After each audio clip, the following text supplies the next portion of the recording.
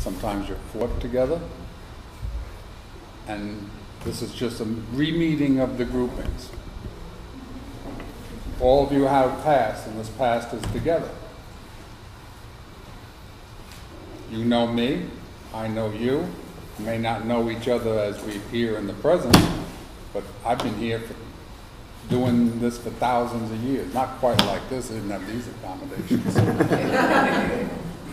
And we always had somebody hunting us down as heretics. A couple times we had better than this. Those weren't really successful lives. So. Usually the more gold and glitter, the more divorced from reality you were. Yeah. So they've kept me poor throughout most of this life.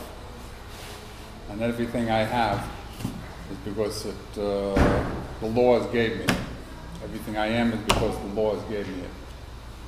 The laws have guided each one of you here.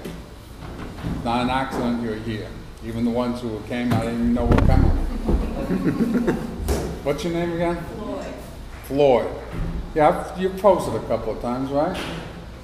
I'm terrible on names unless I know the person.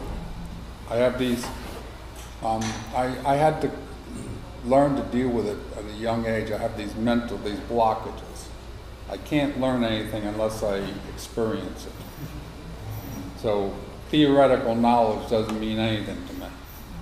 It just doesn't, I can't learn from textbooks. I have to be doing it. And unless I know the person, I don't relate to their names or anything else. But if I'm doing it, then I have the sharpest memory you ever want to see, because I actually just go into time and access it through time. I can remember as a programmer, I used to amaze the people I worked with, because I could go on what page and everything else the code was that they were looking for, because it was part of me. But if you asked me something about some theoretical thing, I'd be a dunce.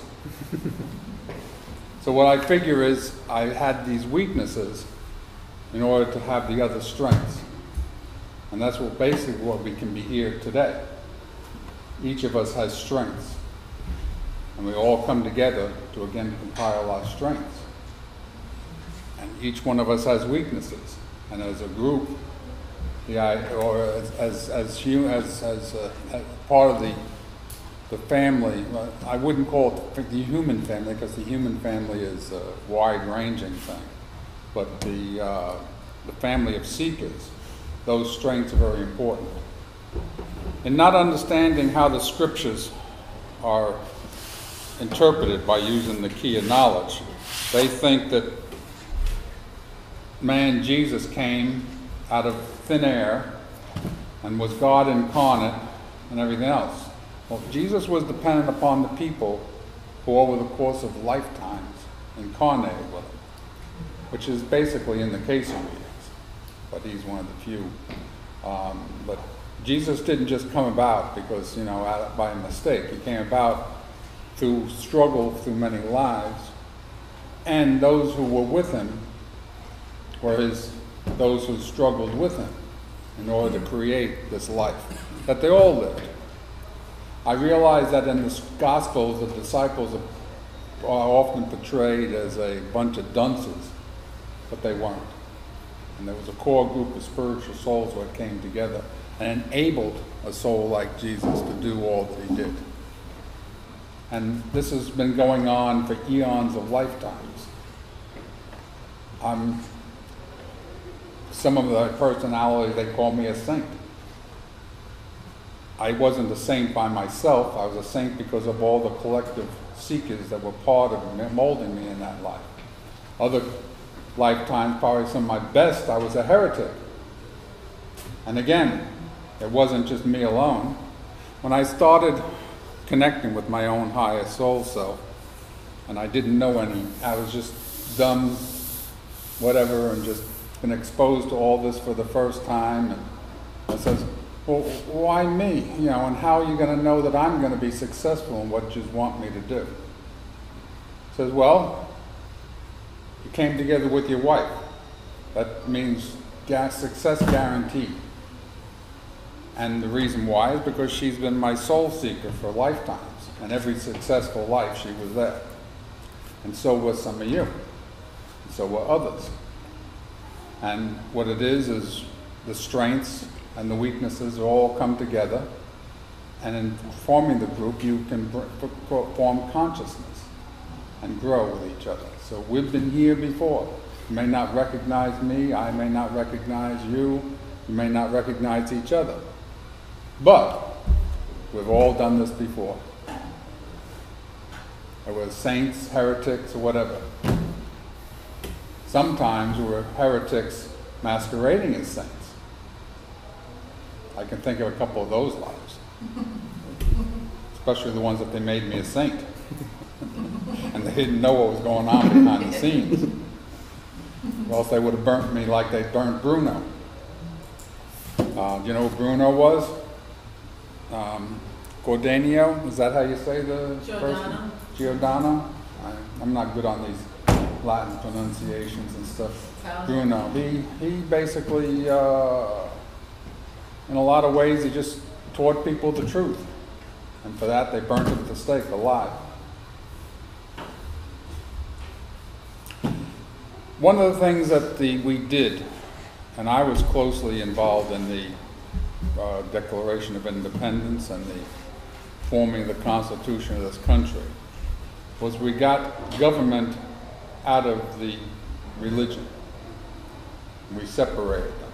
And this enabled the truths to be told, because the church no longer had the power to silence people. Without that Constitution, without that Declaration of Independence and what this country was founded upon, we could not be meeting here today if it continued on like it was. Because if we were sitting right now in Iraq or Iran or someplace like that, they'd be out there beheading us. And as far as, all right, today maybe it might be the Muslims, but I'll guarantee you, they used to call themselves Christians, and at one time they called themselves Jews. Ignorant people are ignorant people, and they all the same no matter what. And the objective of coming together as seekers is to develop and grow. Now the problem is, and this goes back to why we've all been here before, and well, our souls have all been here before. We haven't. I never lived before. Allan Cronshaw has never lived a previous life. But I inherited the spiritual DNA of my soul that has lived since the dawn of time, and has lived as all these personalities in the past, which, as I developed myself, enabled me to tap into those personalities and learn from them, observe whatever flaws they have, because it's the flaws of our culture, my interpretations on what I've seen, what I've experienced, and everything else.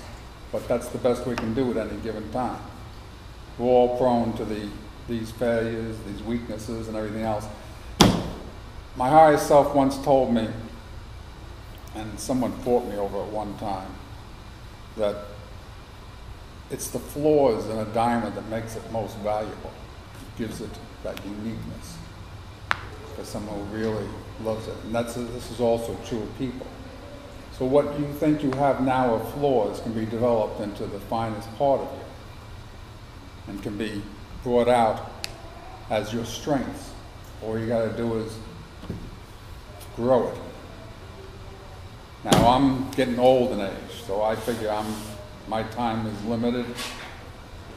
I still got more to write, I still got things to do, but I'm trying to do my job, but other people are going to have to take it over.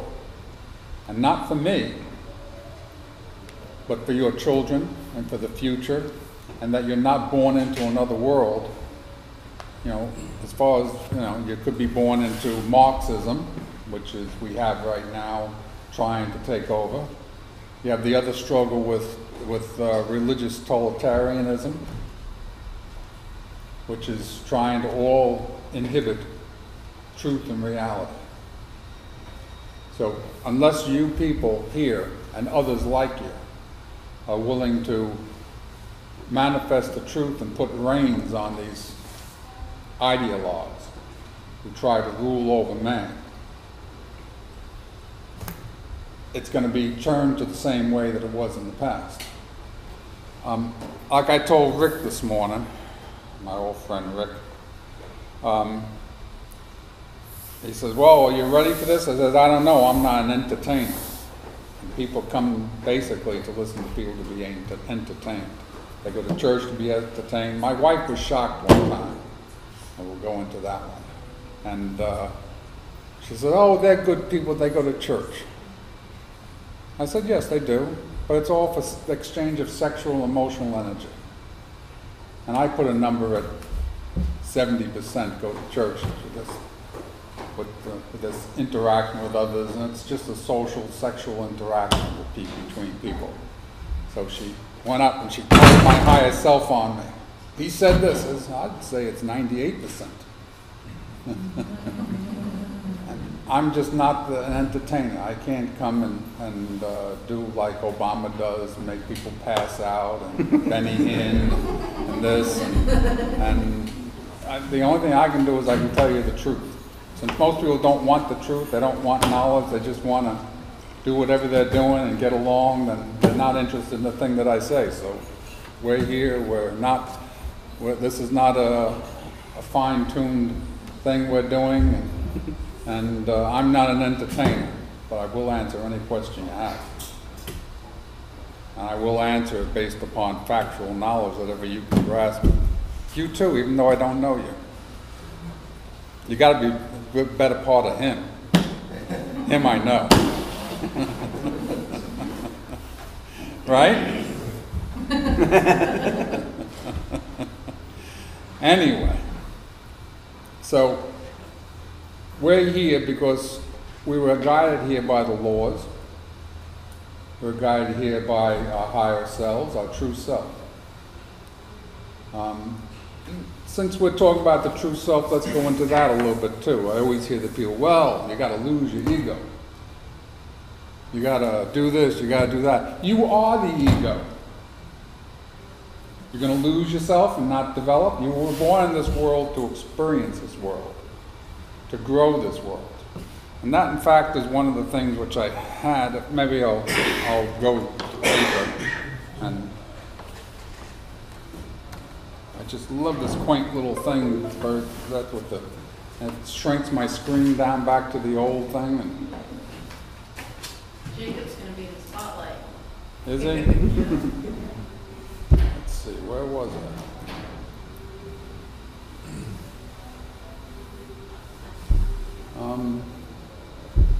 All right. So it's important to understand that we've all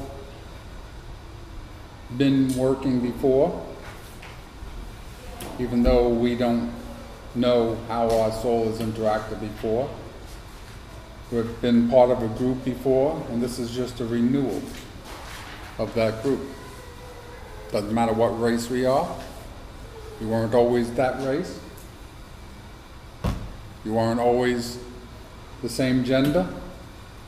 You weren't always whatever circumstances you're into right now, well, that's this time. But we've been everything. I've been everything. Everybody else has been everything. My wife has been everything. This, by the way, this whole thing was planned by Sean. He told me what I was going to talk about.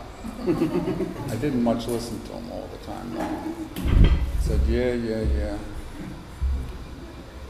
I found it interesting, and he wanted me to talk on the reality of soul, the Trinity, the divine pattern. Does everybody understand the divine pattern? Does everybody understand that there is nothing but Mother, Father, God, and the third force balance between them? And everything that exists in that pattern. And the one can't exist without the other. And if you don't see it in all things, then you're just simply not observant or not looking at it with depth, because it's there. An interesting thing I found, For some reason, this isn't Did you want to giving me. How do I get a wide enough screen? Yeah. Here's the note. You know what it is? That's shrinking it down. It's the thing. Is that Page first. is that better? But now is it big enough up there?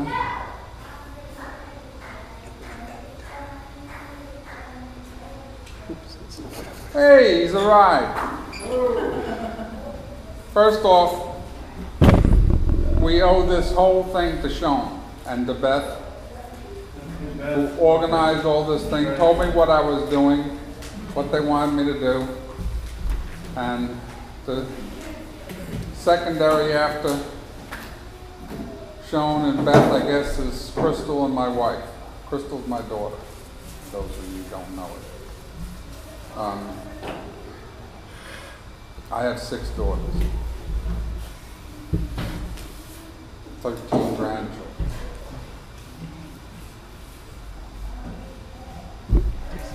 that so that it shrinks. Rick has always been my expert at this stuff. Is it working? Should be able to scroll up and Oh, down. you can see the whole thing on there now. Look at that. We got it to work, Secret Beth. margins on the side or anything. I've never used this program. I always use front page of web browser.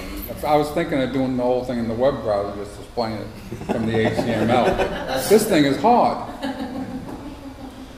The web browser is easy because I've been using it for 15 years or so. 16, more than that. Almost 20 years, I guess. When did they first come out with HTML? It was about 18 or 19 years ago. That's how long I've been using front page. When it came out, I guess when the first one came out, but About 91, I'd say 92. Yeah, it was about when I moved to Australia. this thing's complex. You know what it is? It does too much, I guess. It does all sorts of things. And front page, it only creates web pages. It's dedicated to that, and I can do anything with that, just about. All right. Sean said, first off, so whatever thanks you have in this life and whatever for coming together and everything else, you go to Sean and then Beth, who both have worked tirelessly, I know. I'd just say thank you all for bothering to show up. So that's the Sean is doing his part because he feels he's been a genuine seeker and he feels that this is important. I'm not a public speaker.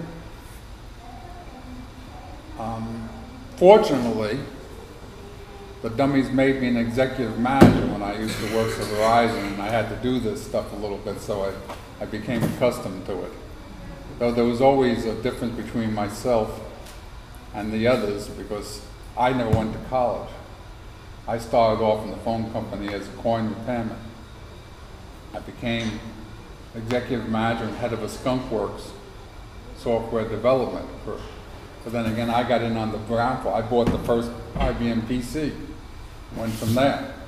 A vice president once introduced me in a meeting because I had been doing stuff outside of the IT environment, which was approved. I wasn't even allowed to have a computer, but we realized we could rent them, and this way they didn't know we had them. I worked on the operations side rather than the computer side. And he once introduced me, well, you all know Allan Cronshaw. He's the perfect example of when you give firewater to Indians, look what you get. So what?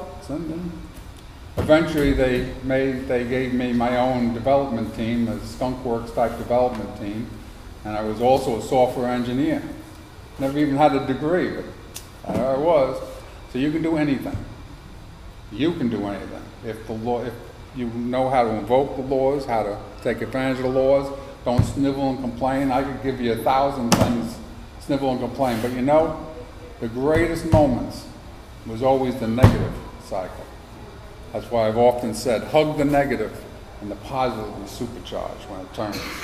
Because all my life is these cycles of negative, positive. And every time something bad happened to me, and someone wished something bad to happen to me, by being nice to them and by going along with the program, not doing what they wanted necessarily, because they hated me in a lot of ways,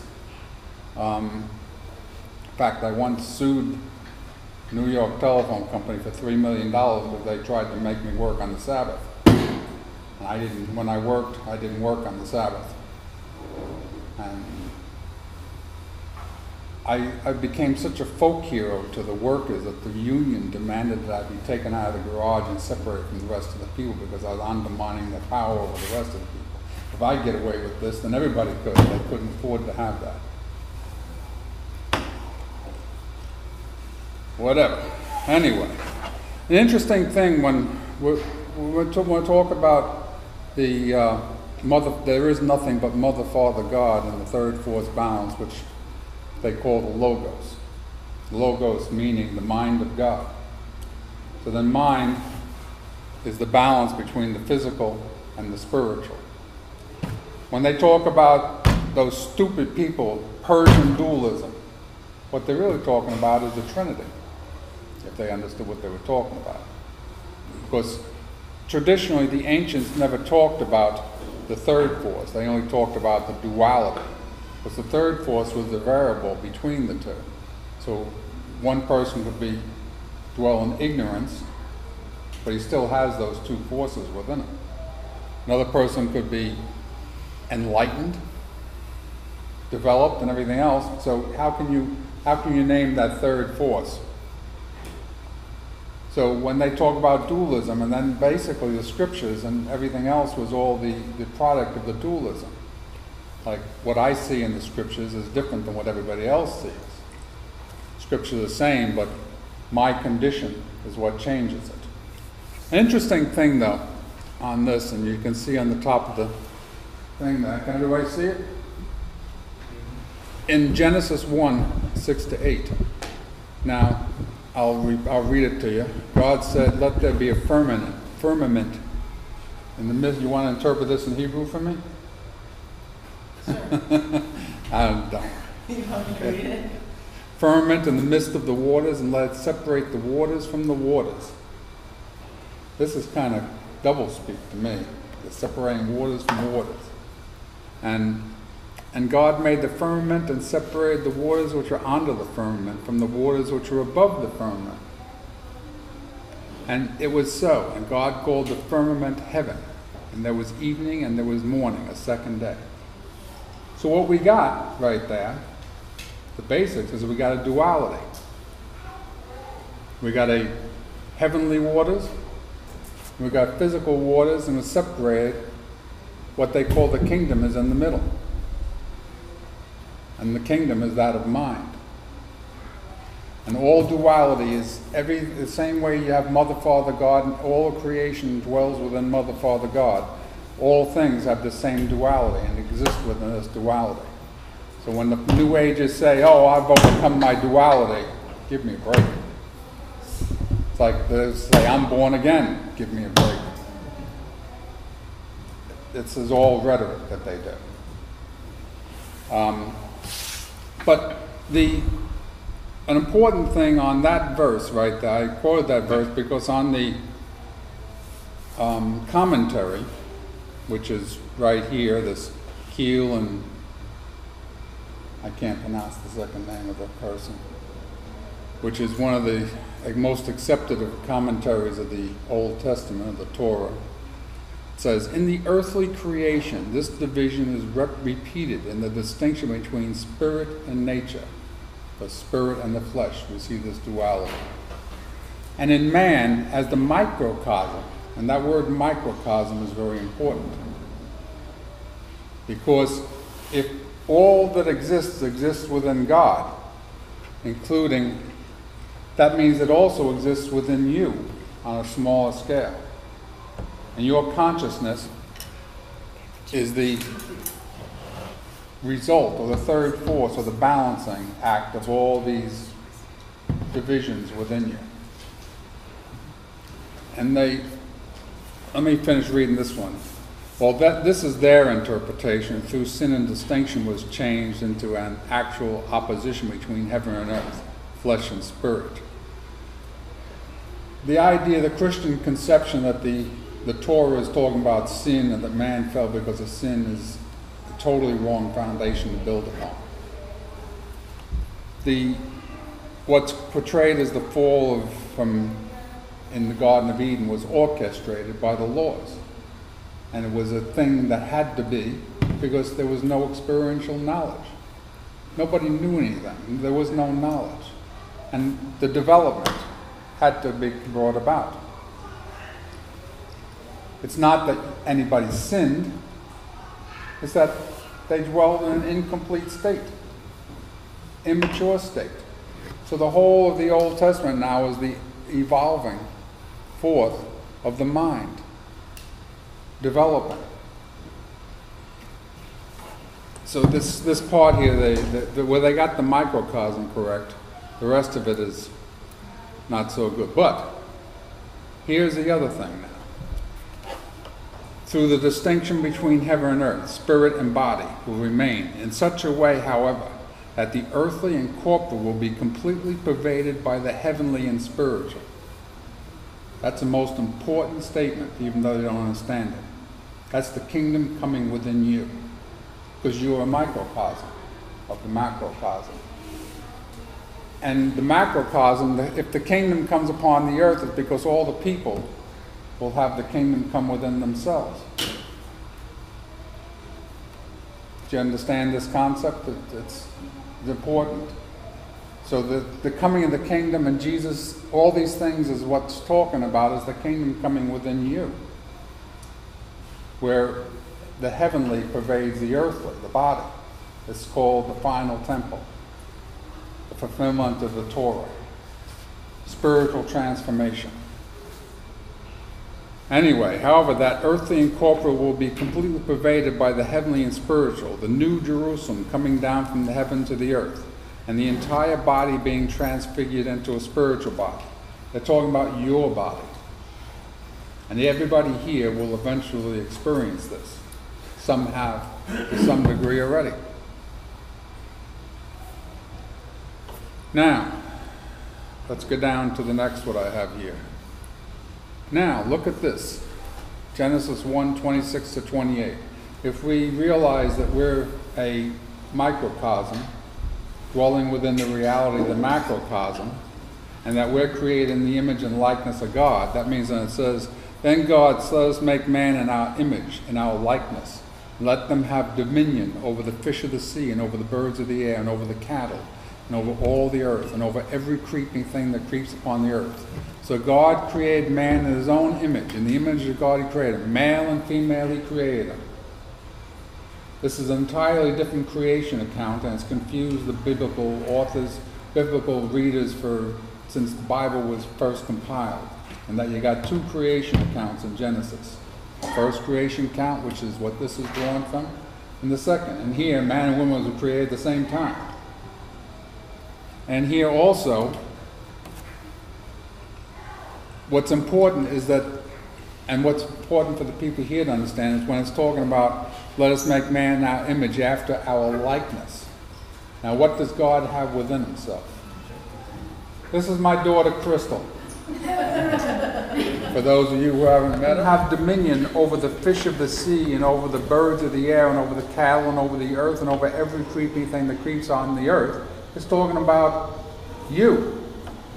That these things exist within you. Is this typical of the interpretations you hear of these things? And no, I didn't think so.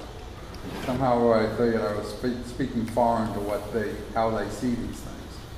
But if you're the microcosm, and God is the macrocosm, and these things exist within God, that means they also exist within you.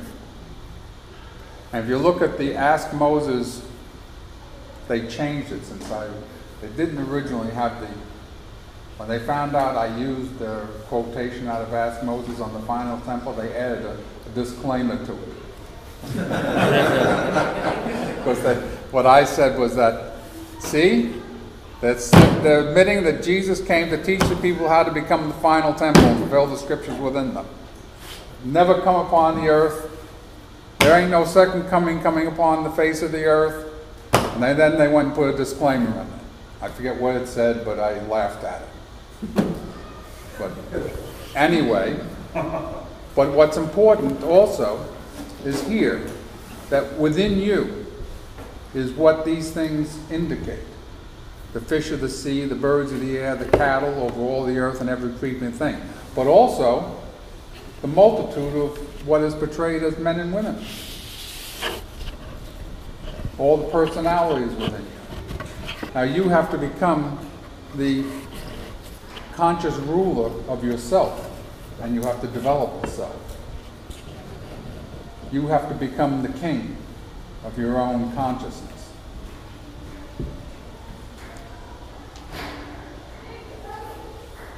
So I write, what exactly is the image and likeness of Creator God? Look around you. And all these things exist within the mind of God. Allegorically, all of nature is aspects of mind impressed into its form. The pig, the swine is a filthy animal because of the thoughts and consciousness that it represents. It's an expression of you. Reverse Darwinism. In Darwinism, we came from the apes. In reality, the apes came from us. Because the higher mind, when broken down into the image, into the pieces, when you fragment it, you get these pieces of consciousness, and they're incomplete without each other. So the clean animals would be those thoughts, those appetites, those things that you want to develop within yourself. And the unclean animals are those things you want to remold. Now the perfect sacrifice is what? A blemishless lamb which you want to sacrifice. That's what your animal nature must become. The perfect example was when Jesus, we'll use the name Jesus, not Yeshua. Jesus is common, easy to use. When he came and he rode into Jerusalem. What does Jerusalem mean? Jerusalem was the city built upon two hills, division. Before King David was called Jeru, or how would you say it? It became Jerusalem with Melchizedek. Did I do that one good? Melchizedek? Whatever. The king of Salem, but Salem means to overcome. So when they put Jeru, division, and Salem together, you get division, overcome. That's why the big thing is with Jerusalem. It's a symbol, it means something. It's also a spiritual center in the earth, and the earth has them just like your body has them. So when Jesus came into allegorically riding into Jerusalem, he came in on the colt of an ass, beast of burden, converted, domesticated his animal nature. They threw palm trees in the road, palm trees, a symbol of prayer on the vegetable kingdom and the mineral kingdom. It's all there. It's all the building of the final temple of his body. And these are all the allegorical symbols that are being portrayed in the scriptures. It's not a historical thing. It's not a literal thing. It's all things that we must bring about within ourselves. We must become the final temple. We do that by sacrificing, by eliminating the unclean animals, and by sacrificing meaning that we're domesticating our animal nature to support the upper. We'll get that support later on. Anyway, the lower three kingdoms, mineral, vegetable, and animal, they all exist and they form the body. Our body is made of this. Our body has an animal nature. Valentinius said that natural man, Valentinius and also Gurdjieff said it too, there is no continuation of natural man because his consciousness is of the earth. Unless he develops that part of him that came from the soul, and he's just dead. Gurdjieff said that the essence part develops to about the age of 4 or 5. Between it just becomes programmed, a false personality by our culture, and then there's nothing real. See, the problem is that we already exist. I have a soul that's existed since the dawn of time. It's the true person I am. I'm the ego self. And he says I have a really big ego, even though I suppress it. But anyway, we can't replace what we are. So the whole concept of salvation is all wrong, because we already exist. Is the person, the lesser person, is the ego going to become the real person? Or the false personality going to become the real person? We have to become our real self. We do this by making our body a final temple where our true self can manifest with it. Ultimately, what is portrayed in the scriptures is Jesus overcame all these stages of birth and manifested the logos in his body. It wasn't that he was the logos. The logos always existed. But he was a man just like us. A holy man. Lived a consecrated life. Fulfilled the law within himself. What is the law? The law is in the scriptures. Making the final temple within self. The Jews have been kept from rebuilding the temple because it's an abomination. Back in the day, it stunk. It was terrible. The sacrificing of animals. You wouldn't want any part of it. I have a daughter. Of course, my children were vegetarian from birth. And I have a daughter that refuses to walk through the meat department of a supermarket because the vibration is so bad. Rebecca. And she refuses, she'll walk around the meat department. Where you think that the vibration of that temple was, with all the slaughtering of animals and everything else. Was not what you wanted. So actually they used the Muslims to build a temple, a mosque on top of it so that they couldn't rebuild the temple. Because that's not the temple the scriptures are talking about. The temple is within you. You must bring this temple within you so you can manifest your true self and ultimately manifest the logos, which is you're a part of. You can't replace your soul. Your soul has always existed since the dawn of time. It is the accumulation of all the personalities that you ever lived as. I've never lived in the past. I have not reincarnated, but my soul has lived many lives. I'm an expression of my soul in this time frame.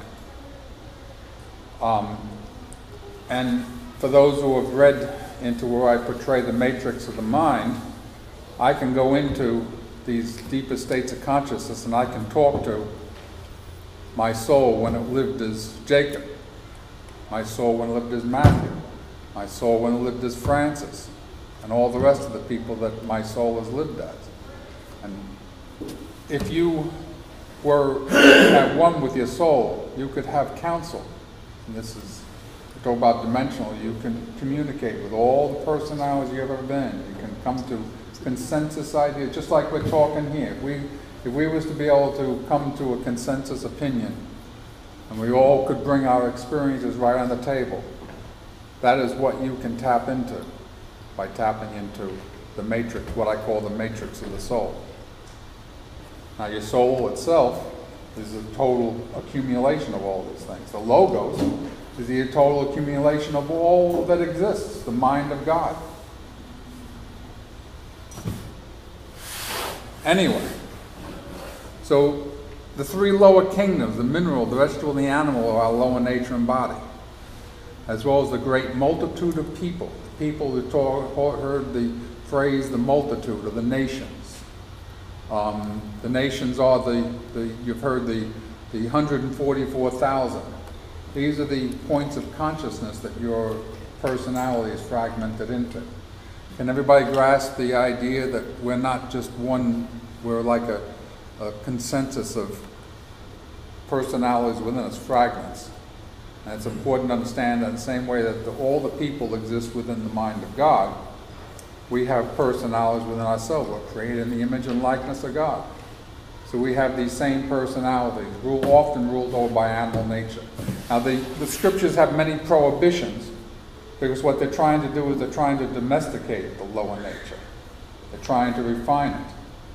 And the more you let it run havoc, the more that it rules over you. When they accused the Gnostics of saying that the earth was an evil place, they weren't saying the earth was an evil place. They were saying that those who were ruled over by the earth are part of an evil, because division is the embodiment of what the Bible betrayed as evil. Whether you've ever realized it or not, if you was to read Genesis, the only day that is not portrayed as good is the second day, because it portrays division. Division is not good. The second creation account, where they separate Adam and Eve, which is one of the reasons why the Gnostics portrayed the God of the Jews as an evil God, because he brought this division amongst mankind. Of course, it's all allegorical, all symbolic. It was there. So we could say that the separation of man and woman is the embodiment of division and the divine embodiment of evil. The separation. But the separation is necessary in order to develop the third force, the mind. It's the interaction of these things that develops the mind. All right. Beast man. For those who've been on the forum, I use it many times. There's a quotation out of the Gospel of the Nazarenes that says, organic man or natural man is beast walking in the form of man. And that's important. And what that means is that man who is ruled over by his lower nature, his animal nature, is actually a beast. Consciousness of a beast in the form of man. And this is what you have to convert within yourself if you're going to begin to become real, become genuine. The beast consciousness or the animal consciousness is very much of the earth. And if you're being ruled over by the earth consciousness, then what of you survives physical death? Consciousness can't replace your soul, which is divine, the divine offspring of God. So you just become a failed lifetime in the matrix of the soul, a failed image. Try it again the next time, see if we can get a better one. And in most instances, man evolves so slowly. It's like a rock evolving. I mean, it's truly, because unless he uses his consciousness, unless he seeks truth, unless he seeks the light, unless he develops himself, if he's dependent upon the laws evolving him, then this is going to be at a really slow pace. The majority of people aren't even begun to evolve. Anyway, you evolve and this is big because right now in a lot of the religions you hear Eastern theology. The Eastern theology is fine, where they, let's say Buddhism, where they try to separate themselves from the ways of this world, from the whole world, disassociate. Of course, all these systems, as well, but you weren't born into this world not to live in this world. You were born in this world to engage this world and transform self. You can't do that as a monk. You can't do that hiding in a monastery. You can't do that without engaging. So the object is to properly engage the lower nature. To develop it, to develop all these lower appetites to the highest potential. And then the weaknesses become strengths within you.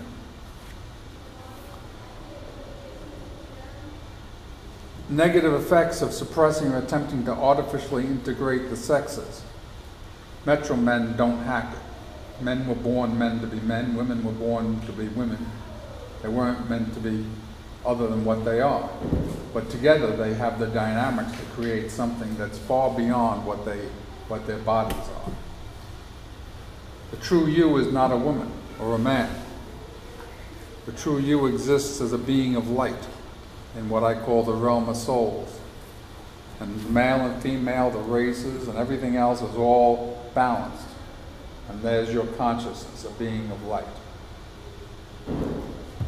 You can't, in order for you to become your true self, you're going to have to become open to what your true self is. Your true self is not a woman, though part of it is that polarity. Your true self is not a man, though part of it is made up of that polarity. You're not associated with any of the races of the earth. You're not associated with any nationalities. You're not Italian. You're not this. You're not that. You're not Mexican. You're not African. All these things are things of this world. And your soul is a being of light. It's all of these things. Which means you have to understand, you have to balance all that exists that you see in the world as the microcosm. So when you try to suppress the lower nature, or you try to suppress the animal nature, that means you can't grow it. And this is seen, for those of you who have seen it, in the various, one of the things that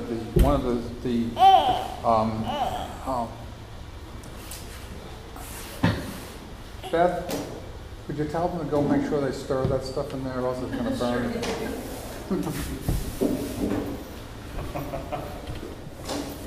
So what your objective then, as a woman, is to be the other half of your husband. As a husband, is to be the other half of your wife. This takes care of two of the polarities. If we look at what we call the tree of duality, you've heard the talking about the forbidden fruit. So we look here at this one here, which is, can you see my cursor? Is that showing that? Yes, it is. Here's the male side of the tree of life. Here's the feminine side of the tree of life, and that is the tree of duality. Which means that female thoughts and impressions are incomplete.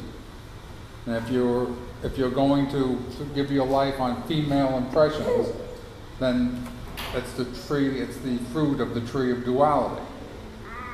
Male impressions and male thoughts are just as incomplete. And if you're going to see the world and understand the world from the male perspective, that also is a failure. There's something here in the middle, which the tree of life is in the center. And only when you bring the two together within yourself and develop the mind, and you eat the fruit of the tree of life and have what they call eternal life. And that's why this saying, which was removed from the gospel, there's a whole bunch of sayings, teachings that were removed from the gospel. Jesus said, this one comes from the Gospel of Thomas. Jesus said to them, when you make the two one, and you make the inside like the outside, and the outside like the inside, and the above like the below, and when you make the male and the female one and the same, so that the male not be male, nor the female female, only then can the kingdom come within you. So what are we talking about? We're talking about the tree of life. And if we look over here at this one here, with all these names on it and whatnot. So here's the above right there, here's the below right there. I call them kingdom spheres. Earthly, heavenly. We talk about the male column, female column. And as you begin to bring these things together, the 12, notice the 12, we have the 12 tribes of Israel, we have the 12 disciples, and what they're talking about is these spheres of mind. They're divided, must be brought together within you, developed, not suppressed. When you can do that, then you can begin to tap into the inner. Remember, you have to make the inner like the outer, the above like, this is male up here in relation to the earthly, which is female, reflective. So there's nothing here. I once got thrown off of a Kabbalah form because I said, well, actually, the Kabbalah is nothing but a divine marriage manual of all these opposites being brought together and merged into one. I said, you're a Goyim, you don't know anything. But when I was a Jewish mystic, they listened to me. Now that in this life, because I wasn't born Jewish, I don't know nothing. What can you do? Anyway, so when they're talking of all these sayings in the Gospel of Thomas, when he talks about when the kingdom will come, and he said, when you make the above like the below, so the upper kingdom, the heavenly kingdom like the earthly kingdom, When you make the left and the right, and the inside and the outside, all bring them into one, all balance, all develop, that's when the kingdom will come within you. That's when what the Christians would call the second coming. That's what the Muslims are all looking for, the coming of the true prophet. That's all these things. When you bring these opposites together within you. Second Epistle of Clement actually quotes what the original gospel said before it was removed. And in the second Epistle of Clement, he writes, Jesus teaches on the coming of the kingdom in the words. So this is when let us expect therefore hour by hour the kingdom of God in love and righteousness, since we know not the day of the appearing of God. So he's saying that let us expect this to come to us. He's talking about letting it come within us, which is what the original gospel message was. For the Lord himself, being asked by one when his kingdom would come. So they asked him, when will your kingdom come? And he replied, when two shall be one. When that which is without is that which is within, and the male and the female, neither male nor female. Since all duality is male and female, what we're doing is we're putting Adam and Eve back together within us. Because originally, if you was to go into a lot of the Jewish mysticism, before the separation, they portrayed Adam and Eve as together in one body, and it was separated. So what we're doing is in all the divisions of male and female within us, we're bringing this male and female back together within us. Remember, the kingdom is male or spirit in relation to the body or the physical, which is female or flesh. The left and the right, the inner and the outer. All this has to be brought together. Have you heard this before? No? Some of it? What's the matter, Sean? No, nothing. I'm enjoying being here. So. Now, what's also important for our discussion here in discerning the difference between religious traditions and teachings, what's the matter, is the version of this that exists in the Gospel of the Nazarenes, which I've saved for last. And that reads, and one of his disciples asked him, how shall a man enter into the kingdom? Isn't that the question we all have here? The kingdom exists, and that's where the prodigal sons, and we're all lost in the far country. Well, how do we get back home? That's what he's asking here. And Jesus answered him and said, if you don't make the below as the above, remember the tree of life, the below as the above, doesn't say the above like the below. If you don't, and the left as the right, the reflective to the power of the right, and the behind as the before, entering into the center. And that word, the center, is of the most importance here. Passing into the spirit, you will not enter the kingdom of God. Why the center? We have all these yogis trying to do head sex in their head and meditating on the third eye. We have all these monks trying to meditate on the center's head. We have the Kabbalah calling the top center's God. And here it's saying that the only way to enter into the kingdom is through the center. The reason is because you can't enter without making the below as the above. And throughout my writings, and especially, if we look at this one here, with the Star of David imaged over the tree of life, we can see that up on top we have the duality, which we can call the heavenly duality. That's where the duality exists, that's expressed in the earth. The only way to overcome the heavenly duality is at that point at the bottom in the earth. So while we're here in this life, the most important thing for us to work on is that lower point in the earth, the physical. is because we have to build the temple within us to bring about this entering the kingdom. And the only place we can enter the kingdom is through the center, not through the third eye. All we're doing with the third eye is looking at the light, chakra gazing. And most of these people who do this, who meditate and chakra gaze, they tell you they see God. They're not seeing God, they're seeing the light coming through the soul. They don't understand that because the bottom lies undeveloped.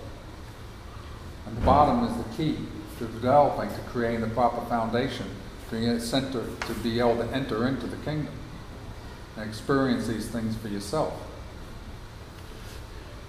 So the physical is of the utmost importance.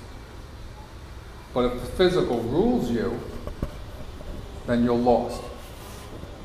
And that's the dilemma that everybody here faces. That's the dilemma that they don't understand. And when the Gnostics talk about the earth being evil, or the flesh being evil, if the flesh, if the earth rules over you, then you're lost. But the flesh and the earth is necessary in order for you to develop. Go right ahead. Because the word gospel in Hebrew is flesh. It means flesh. Besorah. It's related to the word flesh.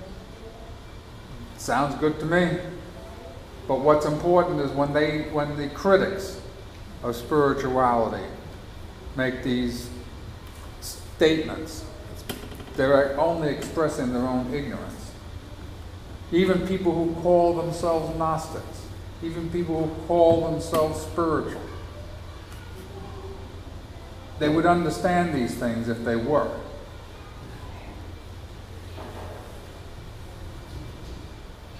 So when they say that the flesh is evil, if the flesh rules you, that's what's evil. Because it rules you to the annihilation of the spirit. In order to bring balance between the husband and wife, or the male and the female, both have to be equal and the same, opposite, different. But each one has its own domain. A woman is a woman because that's her strength. Her weakness is in the strengths of her husband. But together, if they are balanced, they can bring about this oneness and develop the higher abilities. You're not, if the earth is feminine or reflective to the spirit, and the reflective or the earth rules over you like it does to the people in our culture, then the earth and the flesh is evil. It's not that the earth and the flesh is evil, it's just that it's ruling, totally annihilating the other, its opposite. It's like women's lib. If in the Islamic countries, women are virtual slaves, this is evil. Because unless the woman is free to develop, then there can be no development. This is the same thing here on the earth. If the flesh rules, then the person's dead, spiritually dead. So when the Gnostics and those said that the earth was evil, or that the flesh was evil, they were not talking about that the earth was evil or that the earth was necessary, but to be ruled over by the flesh, to be ruled over by the earth, that's evil. Because that's truly eating the fruit of the tree of duality.